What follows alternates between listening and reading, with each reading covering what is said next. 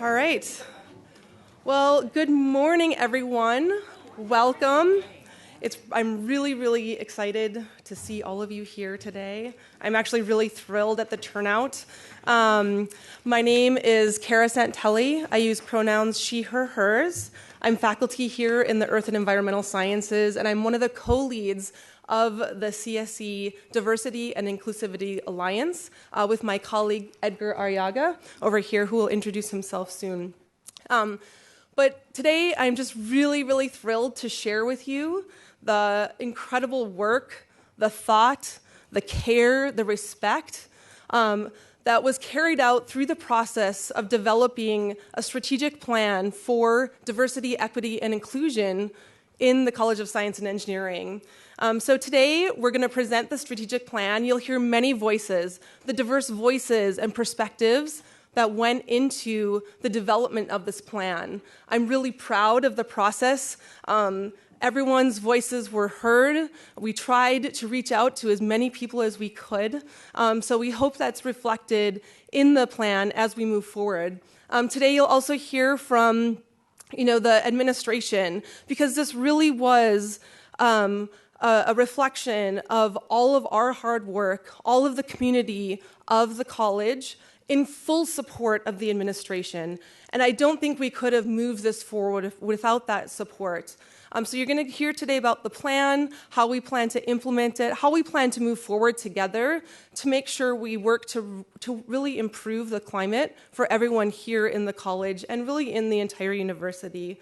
I want to mention that the gender-neutral bathrooms are downstairs, and we will be sharing all of the presentation, all of the slides, all of the information that you see here today. We will be sharing that with the Alliance, so make sure you sign up for the Alliance.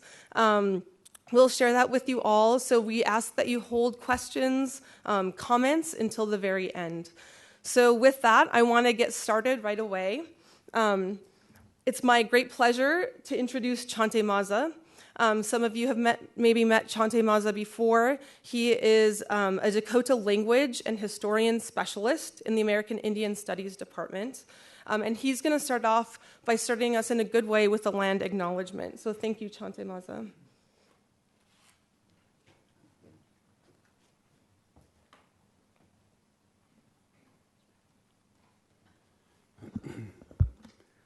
Hamitakepi. Hompetu kindea wasina chante washtena pechi uzapido. Dakotia chante maza kaishmachbia chanduhu pahemia. Bedawakantua Dakota hemacha mini wakan oyanke heche omawapi. Atewe Dakota ka inawe chachatwa hechado. Now I'm going to speak the foreign language. So, what language was I speaking? Dakota. Whose land are you on? Oh, you're on Dakota land. So, land acknowledgement. So, to ask an Indigenous person to do a land acknowledgement is a little bit different. It's different for us. So, this area here, this area that you're on, the Dakota people are the only people that can say that they are from this area right here.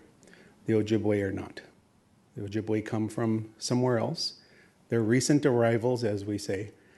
But this is Dakota land. So we went into treaties with the United States government. In exchange for us giving them land, they promised to give us things. They did not give us those things. If you make a purchase and you don't pay up, do you get to keep that item? I think in general the answer would be no. So the land that the University of Minnesota illegally occupies is stolen land. So today you're talking about diversity, talking about being inclusive, but I want to ask you to think about something. Can you have all of that? Can you have justice on stolen land? So learn your treaties. The treaties of 1805 treaties of 1831, the treaties of 1851, that the United States signed into with Dakota people, that's for this land. And the U.S. did not uphold our end of the bargain. So today, Dakota people, there are many Dakota people that are homeless in our own land. Homelessness was not a concept before Europeans arrived. So these are things to think about. So also, being inclusive, so land acknowledgement. Mie Dakota ekta, Dakota piki he makocheki de a ikoyakedo. Der a ikoyakedo. The language is tied to Mother Earth. Our language is directly tied to this land. And it's not just about us two-leggeds, the humans. If we're going to be inclusive, we have to include Mother Earth. Mother Earth gives us everything that we need and actually gives it unconditional. Mother Earth has unconditional love for us. Our highest value as a Dakota is to be a good relative. And every day, at the end of the day, we're to ask ourselves, how was I a good relative? How did I help others today? How did I take care of others today? How did I love others today? And these are not, I'm hoping these are not just Dakota values. I think that they are shared around the world. But I would like to ask you to think about how to take care of Mother Earth. Because if you take care of Mother Earth, that's taking care of the animals, the water, the plants, all those things. And, we have our own science. We have science. We observed, we did scientific observation, all those things long before Europeans came over. And I guess on a side note, it's always interesting to hear when scientists confirm what we've been saying for thousands of years. When that happens, I like to say, thanks, science.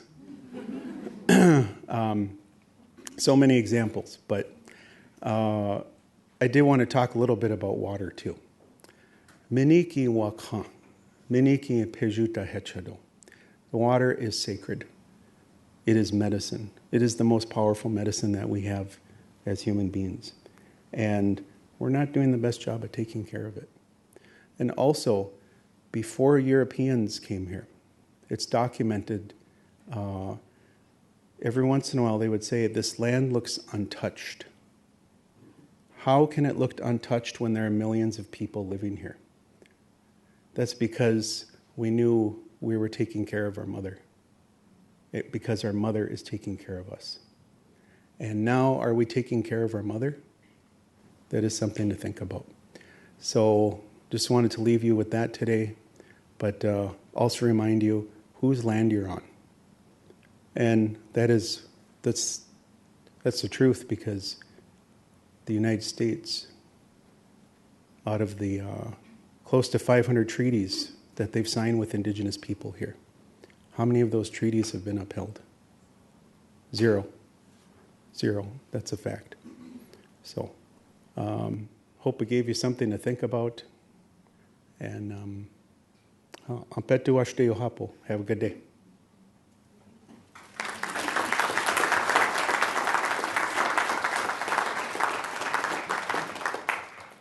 Thank you, Chantemaza, for the very important words and for starting us off in a good way. And now, next, it is my pleasure to introduce the president of the University of Minnesota, President Joan Gable. President Gable has been a proven champion and leader of diversity, equity, and inclusion efforts in her previous role as provost at the University of South Carolina. So I'm really looking forward to seeing how she brings that energy and that focus here to the University of Minnesota as we move forward with her new presidency. So welcome, President Gable.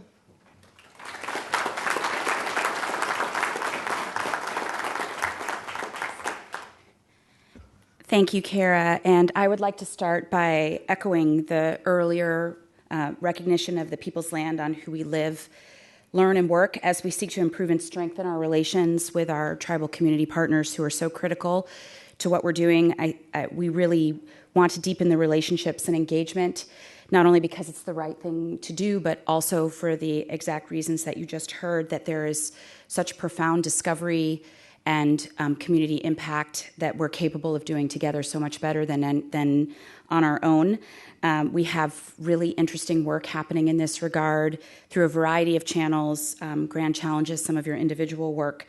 Several of us were at the Nibby Manuman conference, Kara and I were, and probably some of you as well, forgive me if I'm not recognizing you, earlier this week on Indigenous Peoples Day, and I had the really distinct honor of taking part in a women's panel to discuss the role of women in leadership around questions of water and wild rice.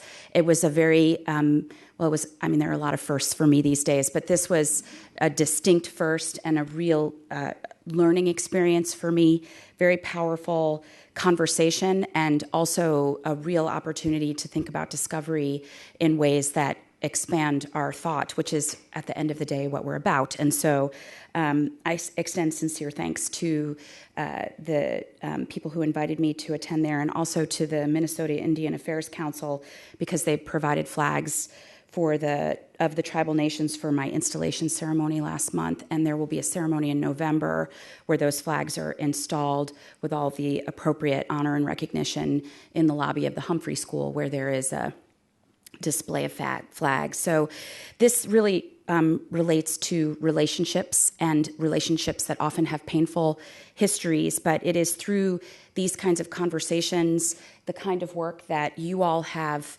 inspired on your own, bringing yourselves together in this way, of course with support from a variety of constituencies that makes it easier to do, but this is, at the end of the day, how you create inclusion and welcoming environments where you create respect, where you create a sense of belonging, a sense of safety and honor and dignity in your best self. And that's what we want. We think it's the right thing to do.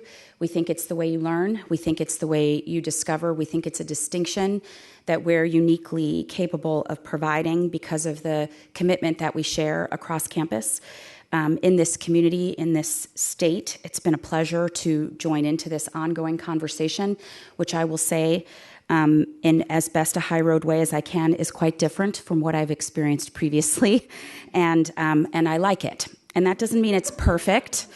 It isn't perfect. We have a lot of work to do, but this is how I think we're best positioning ourselves to do it better and to make the ongoing commitments that we need to make. And some of this happens because you have champions and organic activity that then takes on a beautiful voice and a beautiful life like you see here today, and that I know your conversation will include.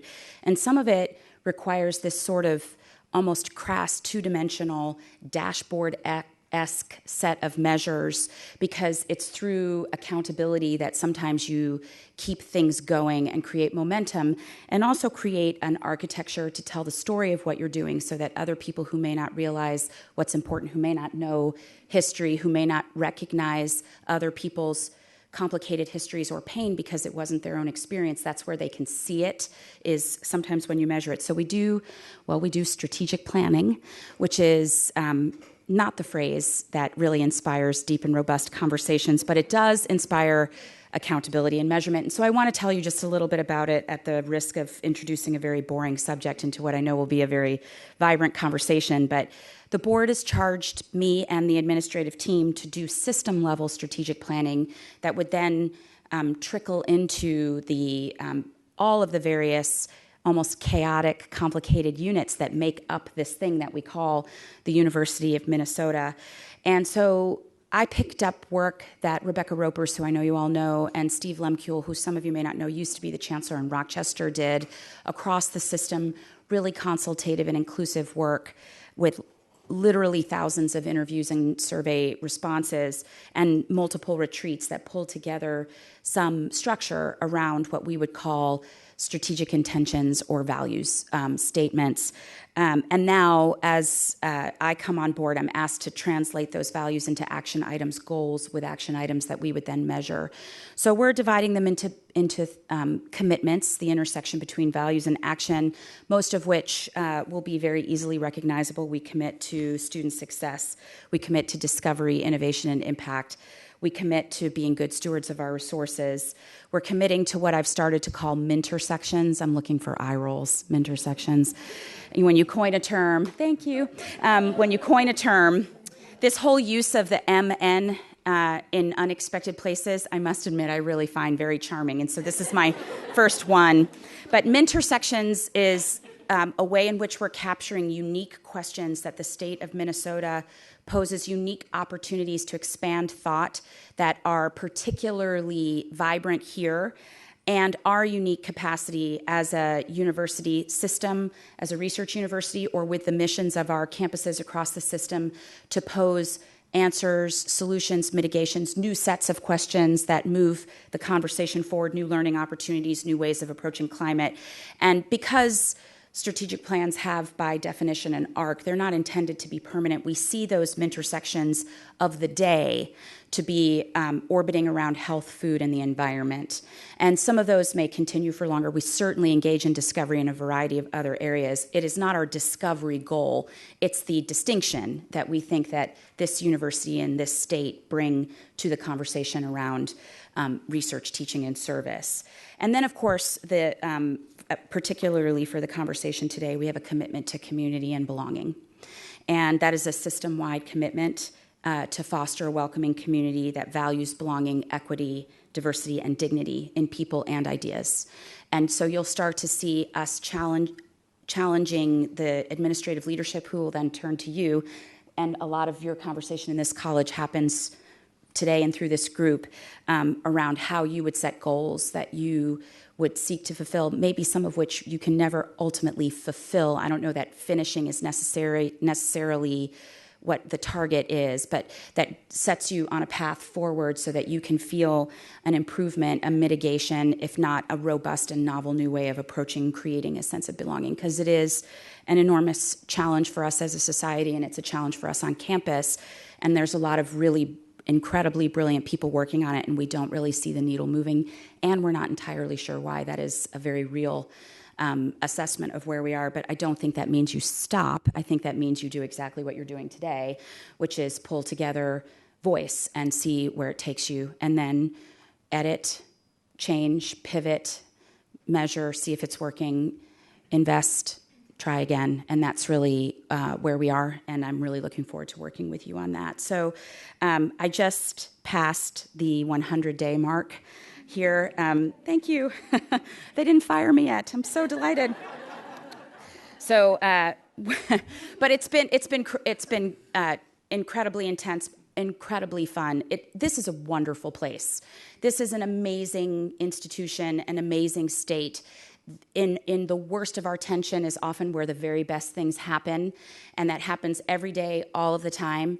And sometimes it happens without any tension at all, but in reality, it's often when you're pushed and out of your comfort zone that the most inspiring things happen, and that happens here. And the climate of this state, with all of its challenges, is part of why we're able to do that. Most states in this country are no longer investing in education.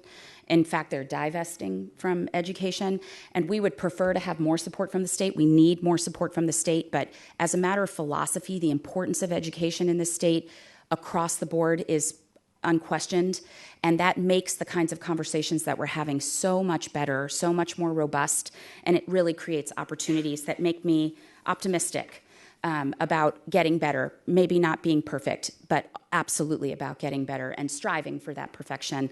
When we went on our senior leadership retreat a few months ago, in the first few days, I asked everyone on that team to think about what are the North Stars, because, you know, I'm liking that phrase too. That one's new for me too, but what are the North Stars, things we may never actually achieve? 100% graduation rates, 0 student debt, 100% sense of belonging, resolution of every painful, historical, complicated attribute of the institution or of the state is probably not fully achievable, but what would it be to look at those, name them, acknowledge them, and then try to set paths. And that's what people like you in particular, with your subject matter expertise and strengths in solutions and processes and systems, really are uniquely positioned to think about. And so we count on you for your input and perspective as we try to develop ways that we would all get better. So I thank you very much for doing this, for being who you are in this way and pulling together in this way. I thank your champions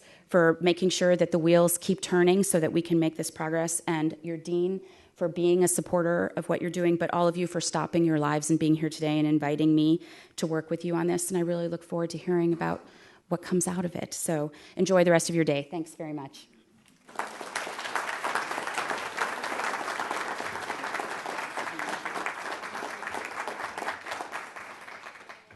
Well, thank you very much, President Gable. I'm very much looking forward to seeing how the Alliance can help you move forward and move the entire university forward in these efforts. And now it is also my great pleasure to introduce Dean Mozgov.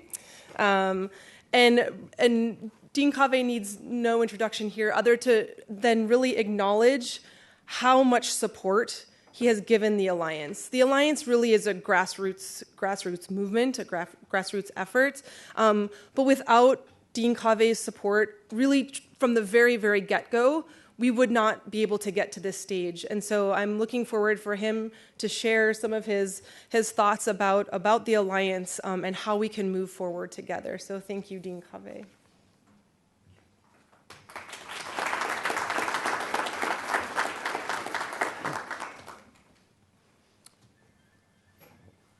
Well, I want to acknowledge land recognition, and I'm a more recent immigrant, obviously, to this land, and I'm certainly grateful for having the opportunity and given the privilege to actually live on this land, because I just live down the street from here and work on this land. And of course, we have a lot to do to work with our the owners, so to speak, the indigenous people, and in particular, as you heard, about issues related to Mother Earth and water, and the portfolio of our college to work with the community to deal with some of the issues that we face in that area. But good morning. Good morning, and thank you again, everybody, for your commitment to enhancing the climate and strengthening the culture of diversity, equity, and inclusion in the College of Science and Engineering. President Gable has left, but I wish to certainly acknowledge and thank her for her commitment to, as she talked about her strategic commitments to students' discovery, innovation and outreach, and of course a welcoming community. And that's something that it sets the tone for all of us at the University of Minnesota. It has really been our culture and the tone for this college for many, many years. So we wish to continue that path forward. I'm extremely grateful to the vision and hard work of all of you. I mean, you're here because you've really made this initiative happen. You have created a movement. I'm learning on a daily basis from your work. So thank you. Thank you for doing what you're doing as a family. And it is a College of Science and Engineering family because it's students, it's faculty, it's staff, and it's administrators. And this is incredible.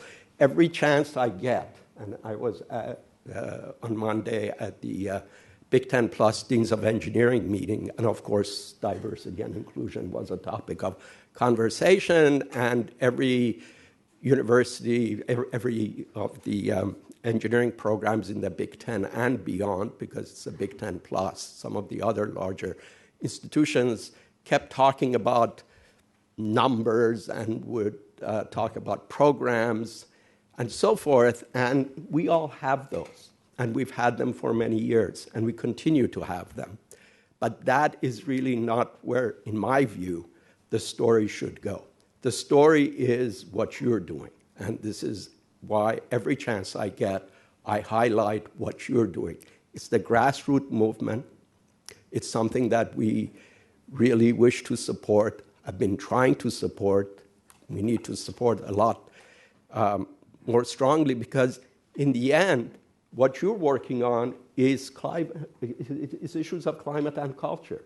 If we can change and if we can affect the issues of climate and culture, all those other issues really become somewhat irrelevant. They will happen normally. They will happen organically. And the fact that this community is really going into all of our units within the College of Science and Engineering, the champions really pushing this forward through the fabric of this college, is why this is so special. That's why you're so special, and the work that you're doing is so important. So I'm looking forward to this being second nature for all of us. It probably is likely will be even well past my time, unfortunately, but you have set things in motion in a way that not only will impact this college and its culture, but I think it will be an example for the university. So Edgar, Carol, all of you champions, thank you. Thank you for your leadership. Thank you for really making us all better on a daily basis. And thank you for teaching me on a daily basis. I'm an immigrant. I'm a relatively recent immigrant. I'm fortunate and grateful for the opportunities that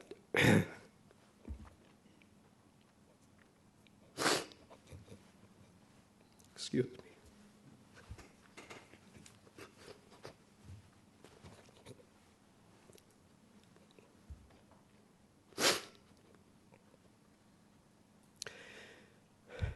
I'm fortunate and grateful for the opportunities that I've had in this country because of its higher education.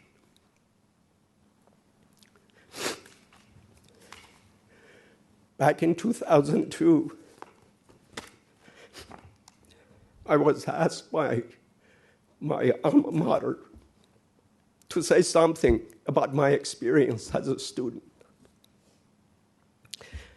Thanks to the power of the internet, I found I found a statement last night. It said, I must have said this. The genius of American higher education has been its welcoming attitude and opportunities it has provided to students and scholars from around the world. Science and engineering have been particular beneficiaries of such an intellectual melting pot. And industry has thrived from the resulting creative and entrepreneurial diversity. This global meeting of minds is worth celebrating and supporting. Unfortunately, the tone today, the political tone in particular today, is different. It's different than when I came here. I did come into a welcoming community, but it was a welcoming community to a small number of us, immigrants, eventually immigrants. Because I should mention, in my graduating class of 1969, among 257 graduating seniors in electrical engineering at Purdue University, there were 2 women. There were no women in the graduating PhD class or within the MS class. And there were a handful, really a small handful of students of color. And there were Japanese Americans. We've come a long way, with 31.4% incoming undergraduate freshmen in our college being women this year, and the students of color being at the highest level, well below where we need to be, well below anything that would represent our broader community. we have made a lot of progress, but we have a long ways to go. What you're doing is really so critical to everything else that we're going to do.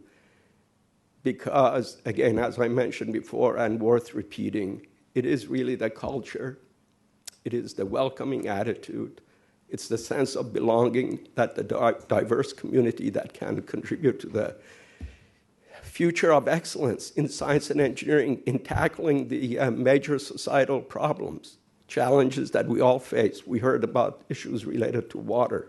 You need the perspectives from the different directions, from the different experiences. We heard about it this morning.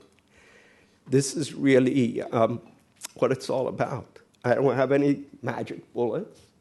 I don't have any really profound ideas to talk about because you're doing it. What I can tell you with respect to why diversity makes all of us stronger and why it amplifies excellence is to put my engineering hat on and give you an example about something that makes this work. Okay. This is a little bit lighthearted, but bear with me. I need that. So this is an area I've worked in, the area of wireless communication. And this stuff is, for our students, this stuff is really new. It's not very old. So if you go back 20 years ago, there was no such a thing. And in fact, we were struggling to see how we could make something like this work. And so one of the problems with trying to reach to a setup, to a handheld device like this with very low power is that signals come from different directions, from a base station, and they get bounced around from all over the place. And some of them may get to your device, some may not. But even those that get to the unit go through a lot of fluctuations. So what was the key thing that made wireless communication work? What was really fundamental? It was something that is called diversity. And it's diversity combining.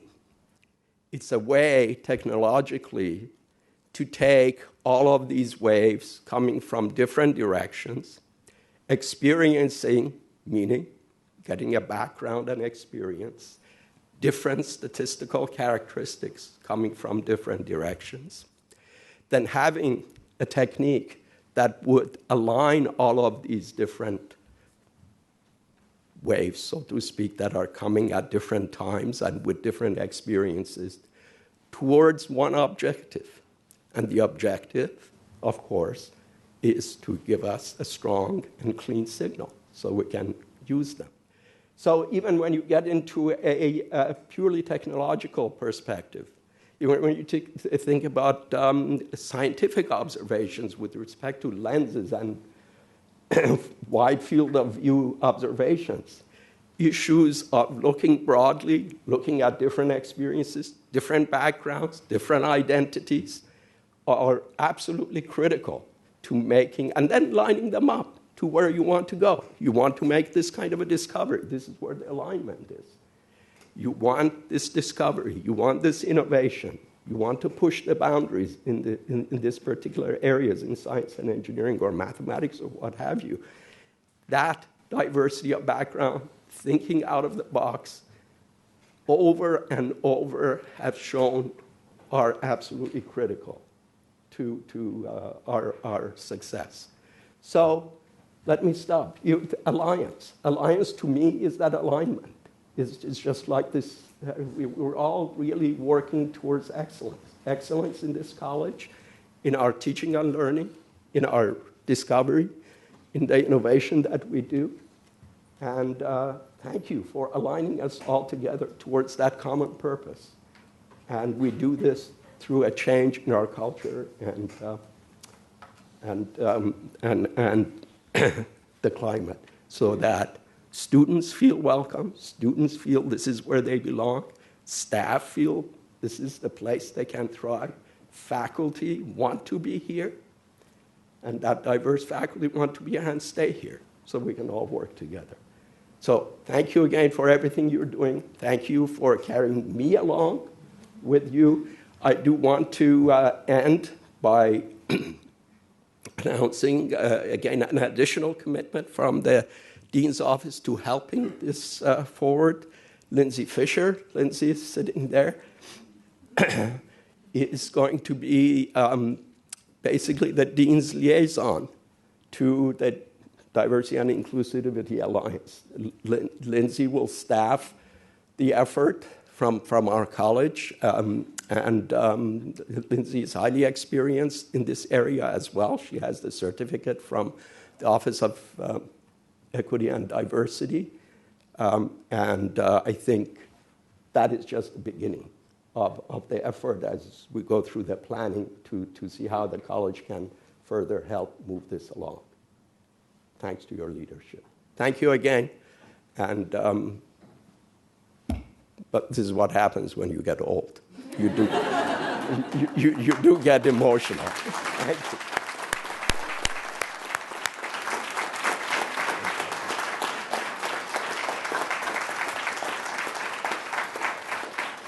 Well, thank you, Dean Cave, for committing resources. Welcome, Lindsay. We are very, very excited to have you. My email box is very excited to have you. But I also really want to thank Dean Cave for sharing his story. At the end of the day, we're all humans. We all have stories of how we got here, why we're here, and I think it's really important to hear these stories. It's really what moves me. It drives me to do better. It drives me to be better. So thank you for sharing that story. Okay, so I'd like to introduce our next speaker, Jennifer Arshad. So Jennifer graduated. She's an alumna of the University of Minnesota here in CSE. She graduated in spring of 2018, and she was really one of the voices that sort of kind of planted the seed for the development of this alliance. And she came here all the way from California to share with you today her story about her experience here, and how that helps us sort of guide us as we move forward with the alliance. So welcome, Jennifer.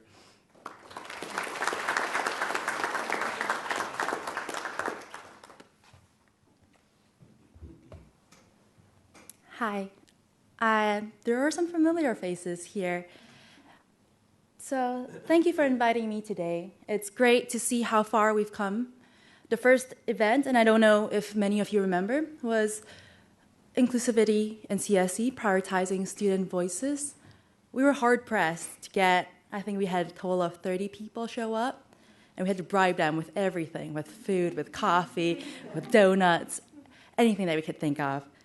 But I guess this is where, when I think about Minnesota, I think of home.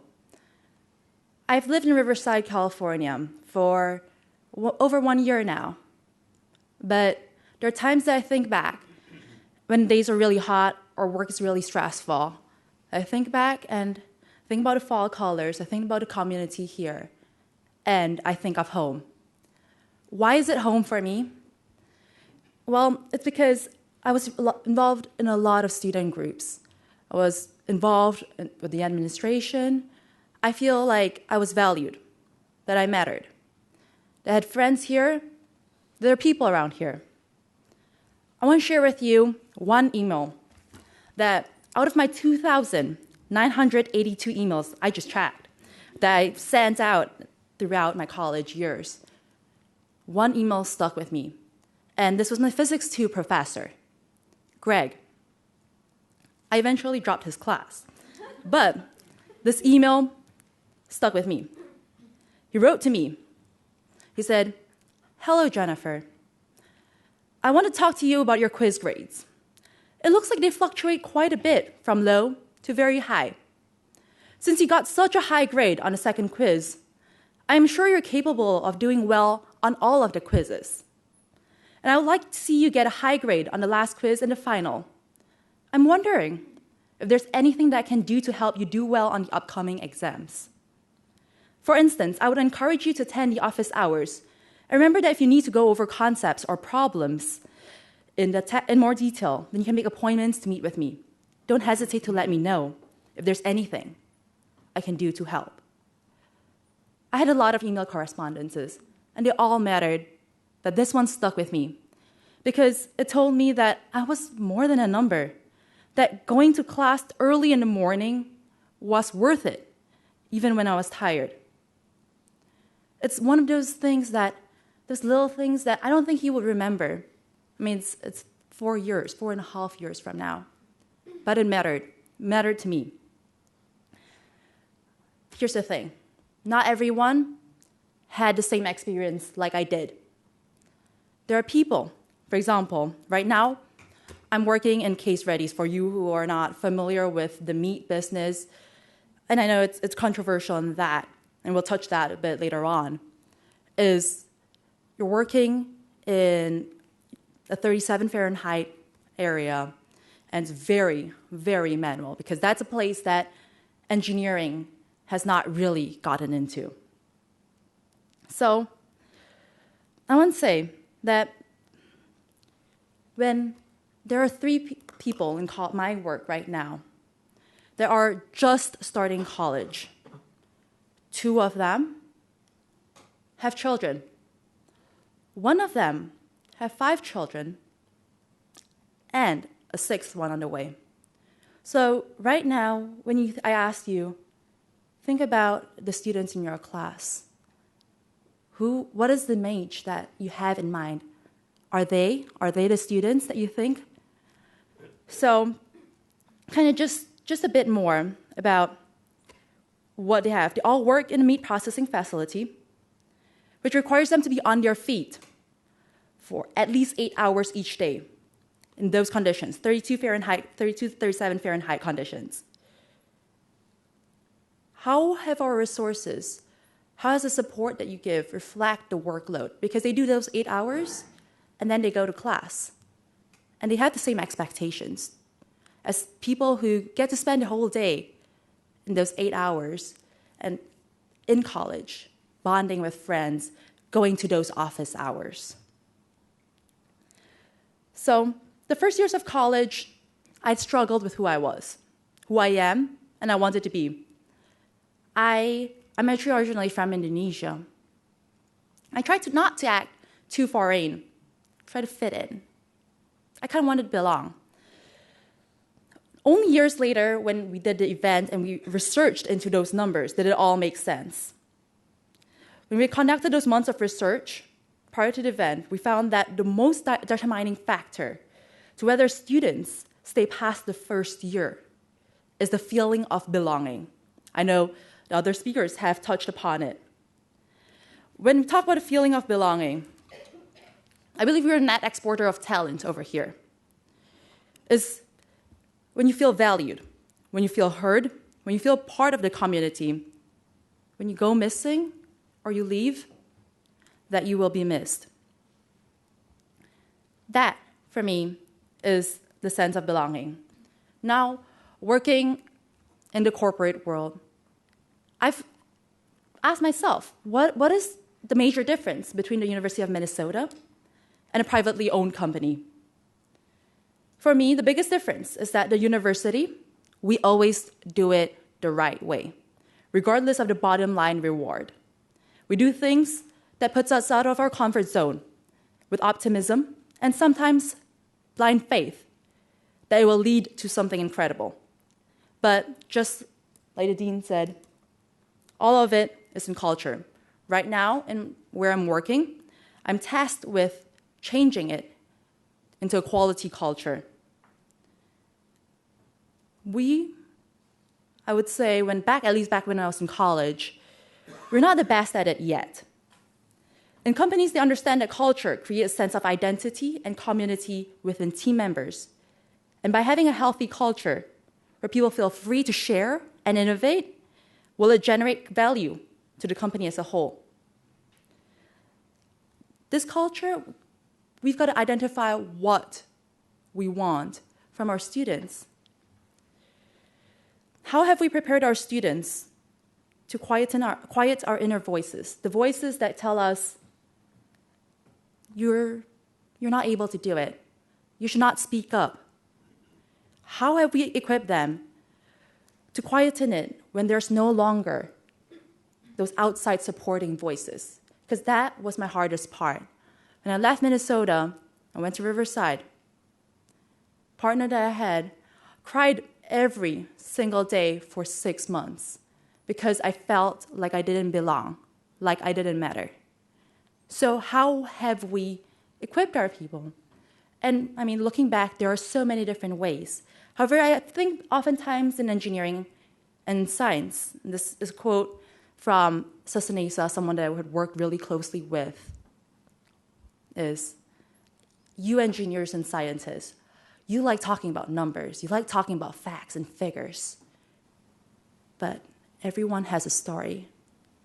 He said, everyone has a reason why they're here. I'm trying to figure that. And my next thing is, when you go to a corporate, when I started, there was no one in management that was a woman. They told me to toughen up, that there are some battles that are not worth fighting. So how do you stand up and say, I matter, I'm worth the effort, I'm worth the education, and I'm worth to be heard? How do we teach that in classes? I really don't have the answer, and I'm not quite sure how. And that's what I do want to ask you to potentially ponder. Because diversity and inclusivity is oftentimes a thankless work. It requires you to be vulnerable, it requires you to care, and you will oftentimes get hurt. I remember coming home from our inclusivity and CSE event and felt lost. I cried because that night, during a thought about that privileged circle, the facilitator had asked, if you had never had to worry about you or your family skipping meals because you cannot afford to eat, please move forward. And as I looked around, familiar faces that I've worked closely together with stepped forward, one by one.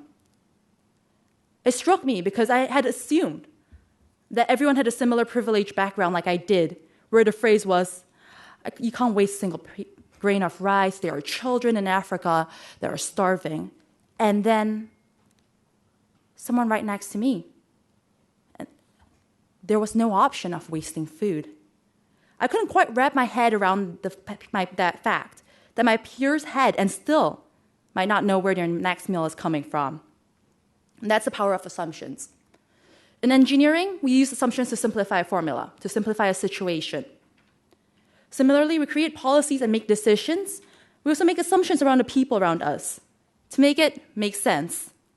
This is an example of how things may go. Not saying that this is how everyone thinks, but it's how things may go. If you got admitted in CSE, it means you must have a good enough previous score or education to get into this college. It must mean you have the smarts. And that talks about privilege. And I think we're all privileged and slightly unprivileged to a certain way. And it is, I ask you to look around. Do you know the stories about people around you? Do you know why they are here today? What has shaped them in your lives to be who they are today? And oftentimes, no matter what your background is, we say, college is what you make it out to be. Take the initiative. Go to your office hours. Go to classes. It's on you. But asking people to always take the initiative leaves too many behind. Leaves the 3 coworkers that I have behind. Are you going to ask a person that worked 8 hours and is trying to starve every single homework, stuff it into every break that they have? How do we avoid that? Because taking the initiative for people who might not even have a voice really, really does leave a lot behind. We're driven to discover. What are we discovering? I know I was driven to discover at some point how many cups of coffee I could drink before I fall asleep. I know I've been driven to discover how many little balls I could juggle before one of them falls. But I know that's a conversation we'll have today, is what are we? driven to discover. Thank you for your time, and it's great to be back home.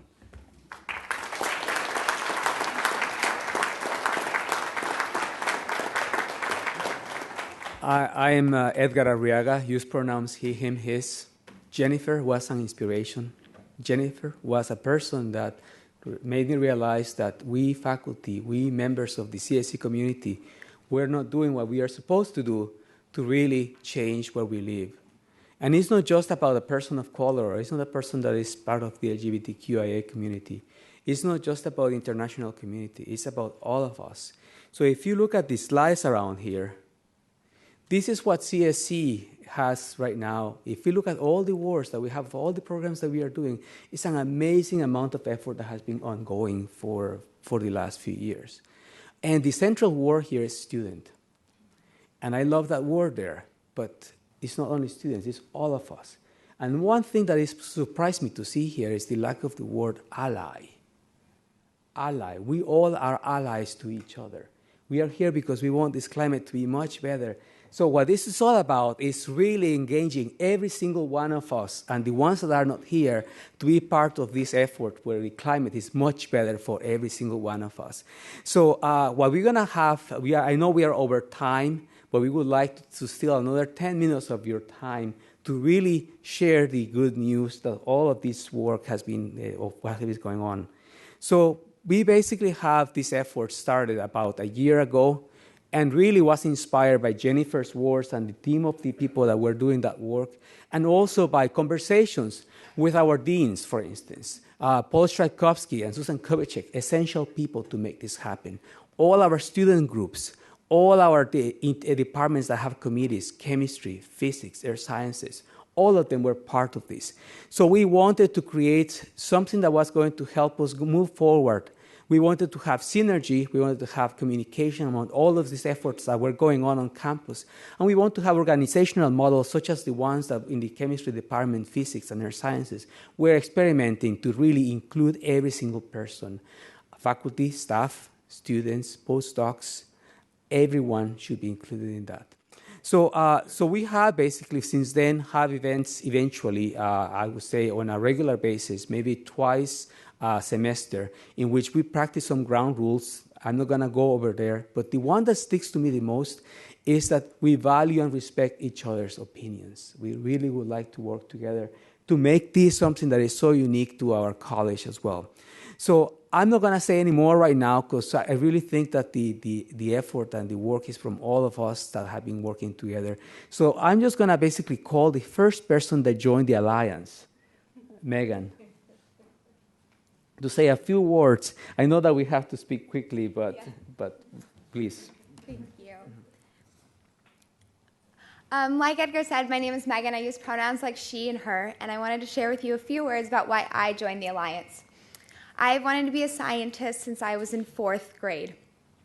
I had never thought that I couldn't do science. I never thought about the fact that not a lot of women pursue science. That never crossed my mind until I came here to college. When I came here as a woman and as a student with disabilities, I faced barriers that prevented me from being successful. Within the first month of me coming to the University of Minnesota, I was filling out paperwork to drop out. I was 100% ready to be done with this place, and I was not the only student who felt that way. Fortunately, thanks to the allies and the champions in this room, I stayed. I'm here now. I am a junior. I will be graduating next year. I'm very excited about that. But it wouldn't have been possible without all of you, and this is why we're doing this work. This is why I joined the Alliance, because no student should have to drop out and not be able to pursue their dreams because of bias, discrimination, and prejudice. As a champion in the Alliance, I work every day to try to systematically remove the barriers that are preventing the people like me and like you from being successful. The Alliance expects me to use my experiences to advocate for what I need, but also recognizing that the onus and the burden is not on people who are marginalized to educate others of their oppression. It is all of our work. It is allies' work to make sure that everyone has the opportunity to have their voices heard. And there are so many allies in the college. We have over 200 members of the Alliance who are now part of this effort. We are represented from every single department in the college, as you can see here. We also represent every single student role. You can see that there are undergraduates, there is administrative staff, there is alumni, and there are graduate students. Everyone is represented here because this is what science looks like, and this is who we are. I'd like to give it up to Sophie and Joy, who are going to share a few words about what our strategic plan has been. Or Edgar, sorry, Edgar. But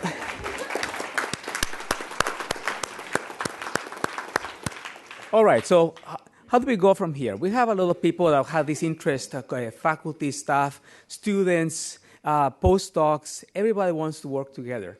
And we felt we need to have some coordination for that. Can we do it? No, we don't have the time to do it. So we hire Strategic Diversity Initiatives and FIVs, who is in the audience somewhere over there. There's Anne. And basically, she guided us through the process. I'm not going to go through the bullet points here, but I would say with the generosity of the college to support this effort, we didn't basically go on a plan that is top-down, meaning that the leadership and the administration will actually going to have to tell us what to do in terms of diversity, equity, and inclusion. We went from a grassroots efforts where a group like this got together to decide what are our priorities. And basically, after 4 bullet points, this summer, we are proud to say that this work is basically bearing fruition. So we have, and because I know that this is going to be very brief right now, we have basically a strategic plan now that is basically open to anyone who would like to read it. And but the effort of that is the result of the lead team and people that were part of these working groups. So if the members of the lead team, could you please stand up? And working groups, if anybody join as well, if any of the working groups, please stand up and please give them a round of applause.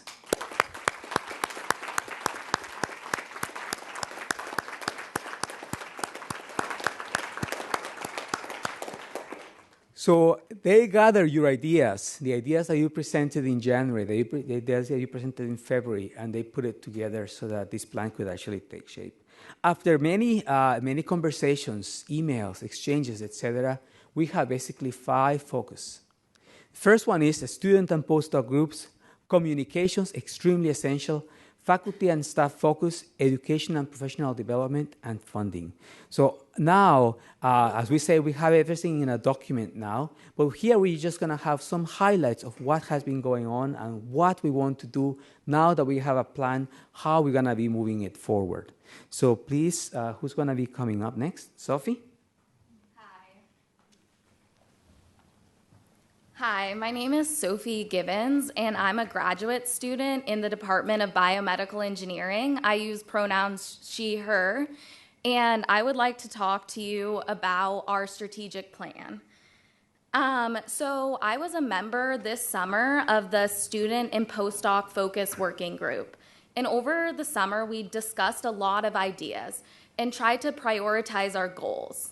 And so we came to the conclusion that our main goal was to strengthen and increase awareness of all diversity, equity, and inclusion efforts within the College of Science and Engineering. And by doing this, we really hope to create a community that's friendly for all members of CSE. So among multiple goals, one of the goals that we would like to highlight is the creation of a database where we have all in one location access to all of the DEI efforts of student and postdoc-led initiatives. This will allow incoming and current students easy access to find communities where they belong and that they feel a part of. We also, in the future, hope to implement a diversity, equity, and inclusion newsletter that is college-wide. In this newsletter, we can feature various student groups and DEI initiatives. We can also spotlight members of the community who have put their time and effort into these programs and groups. This will allow for more cross-department collaboration, as well as for more cohesion among our DEI efforts. We also hope that this increases faculty and staff involvement in the Diversity, Equity, and Inclusion Alliance. This brings us to our next group, which is focused on communication.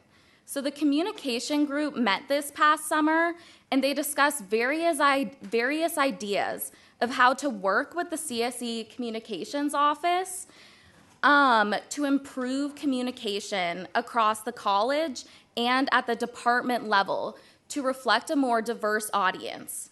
So 2 of the highlighted areas of the plan are to create a college mission statement that reflects diversity and inclusion. Immediately after this presentation, we're going to have a workshop that is going to be the first step in this process, where we want to hear your voices and your input on creating a new college mission statement. Another priority is to create a website presence for the Diversity and Inclusivity Alliance. These are just 2 of the many ideas that were discussed in the Communications Working Group. Another goal of this committee is to serve to support communication efforts of the other working groups within the Alliance. And now I'll hand it off to Joy to present our other 3 working groups. Thank you.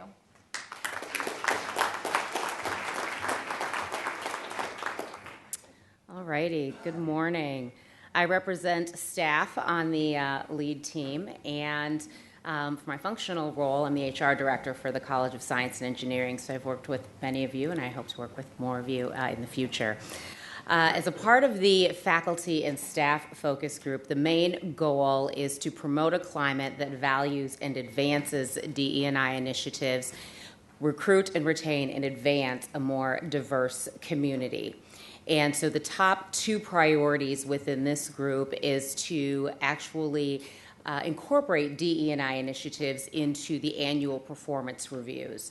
And because what we know is what is measured is, what we value is what we measure.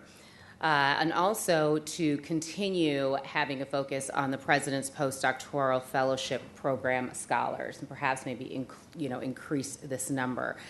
You also see some of the other priorities there. I won't go through those, but you'll read about those in the strategic plan. The working group, the Education and Professional Development Group, I was actually a part of this group.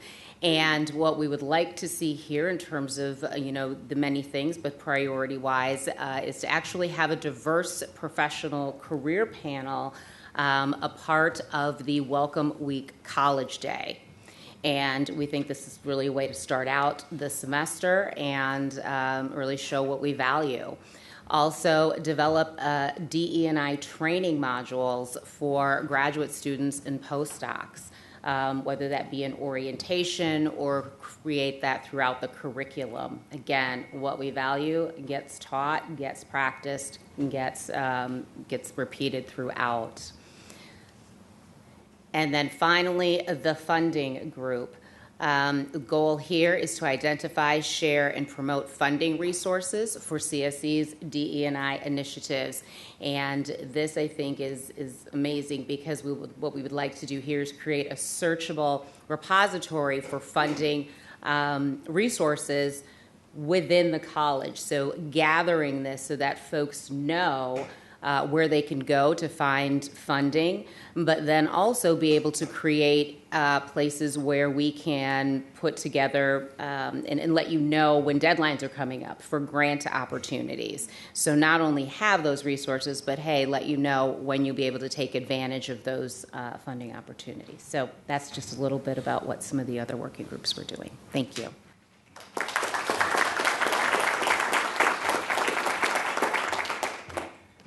Okay, well, thank you everyone for presenting the plan. And now we move forward, right? We have a strategic plan. We know what we want to accomplish. We have priorities.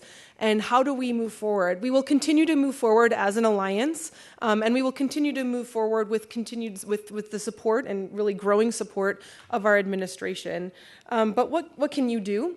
How do you get involved? Well, the first step forward is certainly joining the Alliance if you haven't already joined. But that's a way to stay informed of the opportunities, to hear your voice, to lend your voice, to attend trainings, to move this plan forward into action. And so there'll be plenty of opportunities for anyone in any way they want to get involved.